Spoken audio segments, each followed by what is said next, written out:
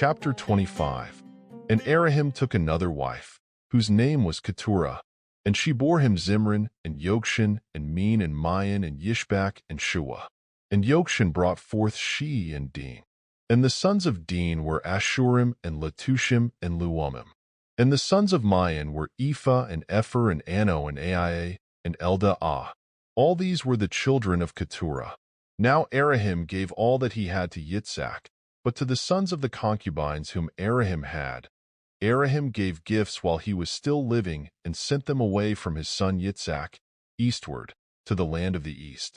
And these are all the years of Elohim's life which he lived, 175 years.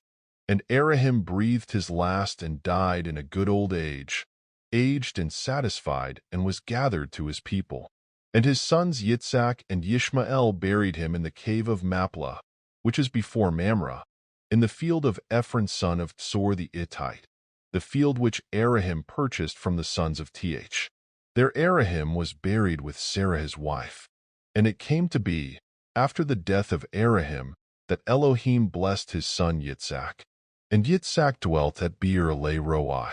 And this is the genealogy of Yishmael, Elohim's son, whom Har the Mitzrite, Sarah's female servant, bore to Elohim.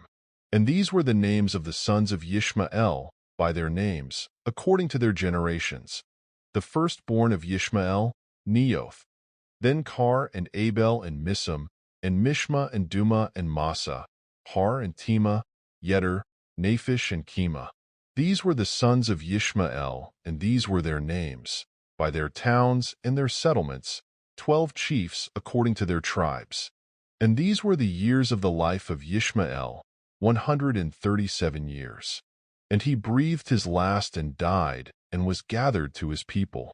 And they dwelt from Awilah as far as Shur, which is east of Mitzrayim as you go toward Ashur. He settled before all his brothers. And this is the genealogy of Yitzhak, Elohim's son.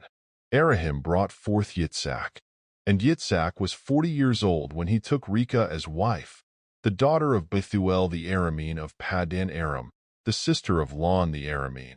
And Yitzhak prayed to YAHUAH for his wife, because she was barren. And YAHUAH answered his prayer, and Rivkah his wife conceived. And within her the children struggled together, and she said, "If all is right, why am I this way?" So she went to ask HWHY.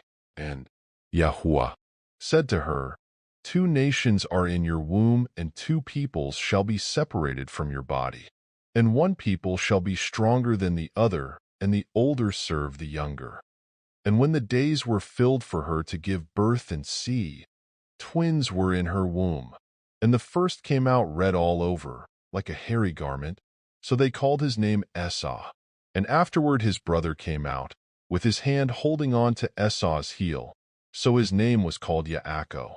And Yitzhak was 60 years old when she bore them. And the boys grew up. And Esau became a man knowing how to hunt, a man of the field, while Yaakov was a complete man, dwelling in tents. And Yitzhak loved Esau because he ate of his wild game, but Rivkah loved Yaakov. And Yaakov cooked a stew, and Esau came in from the field, and he was weary. And Esau said to Yaakov, "Please feed me with that same red stew, for I am weary."